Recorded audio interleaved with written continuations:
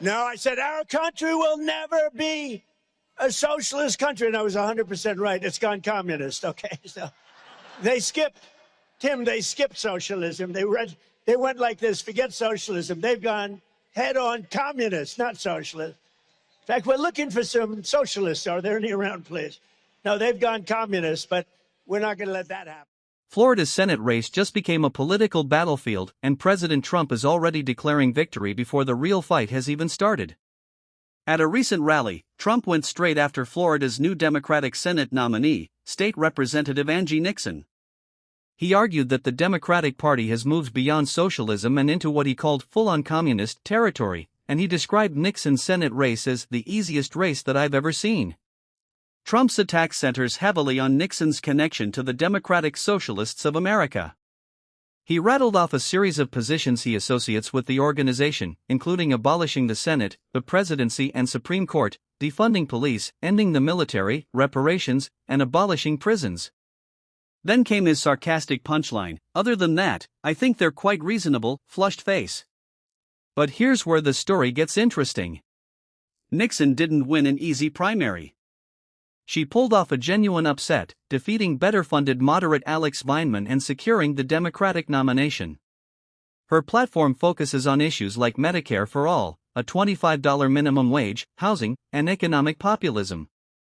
She has also tried to distance herself from some of the more controversial positions associated with the DSA, describing herself as a capitalist and small business owner while rejecting ideas like completely abolishing prisons or defunding police. Now she faces a much bigger challenge, Florida's general election. Republicans are likely to make the socialist and communist labels a central part of the campaign, especially in a state where anti-communist sentiment remains politically powerful among many Cuban American voters. But Nixon's supporters see her victory differently. They argue that her primary win shows there's growing demand within the Democratic Party for bolder economic policies and a new generation of progressive leadership. For 4 long years of Biden, you saw the radical Democrat agenda in action, and we're never going back. We can't go back. We can never do that again. That was close to the end of our country. I'll tell you what, had I not won, and this isn't about me, but had I not won, our country was ruined. We would have never been able to come back. Welfare was doubling, welfare was set to triple, and our business was going down the tubes. The companies were all leaving. Now these big companies are all coming into our country, and that to me means 2 things: money for our country, taxes, and jobs. Jobs. It really means a lot of jobs. Remember what I say, and I'll say it again and again. There are more people working today in the United States of America than at any time in the history of our country. And I have to be telling the truth, because those fake news reporters, if I exaggerate, if I'm wrong by one person, they're going to say, this was terrible. He exaggerated. I've learned. I say it so straight. Sometimes I won't even say certain things if I'm not sure. We have more people working today than at any time in the history of our country. And we're going to get out in the midterms, and we're not going to let them steal this election. And we have people laughing at America as they were just 2 years ago. We're not going to let that happen. We're not going to let people laugh at us anymore. We're the smart country now, not the dumb country. We were a dumb, stupid country led by a very, very stupid person who wasn't leading. I mean, they had some radical left lunatics leading. He was not leading. In state after state, the Democrat Party is now running the most extreme, unhinged, anti-American candidates in the history of our country. Their party has gone full-on communist.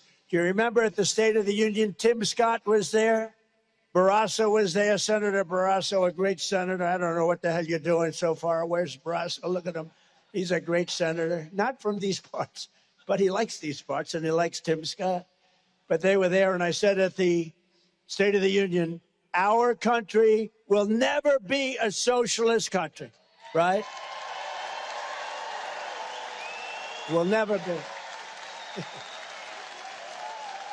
Well,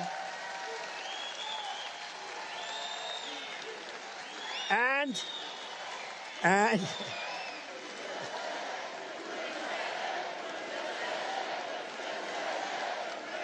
Thank you.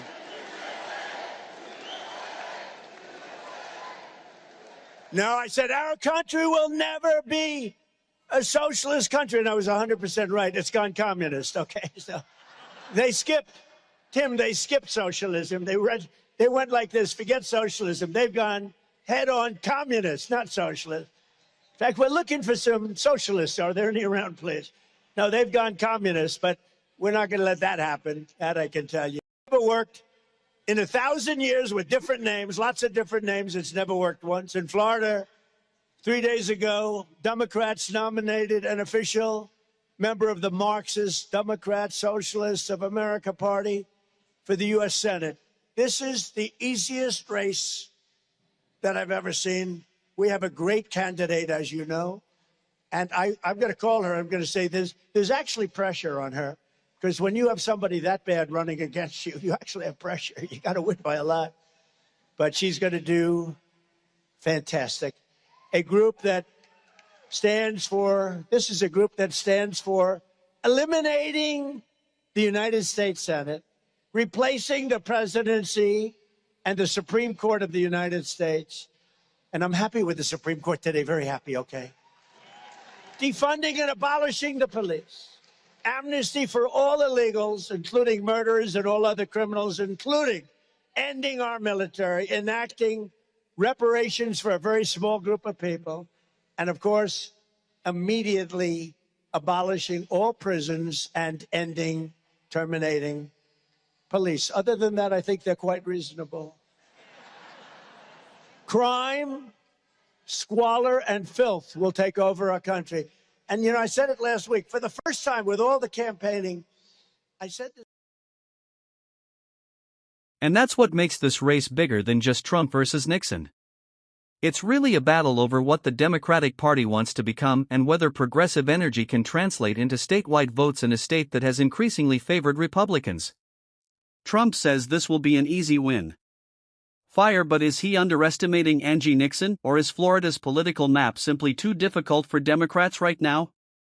What do you think?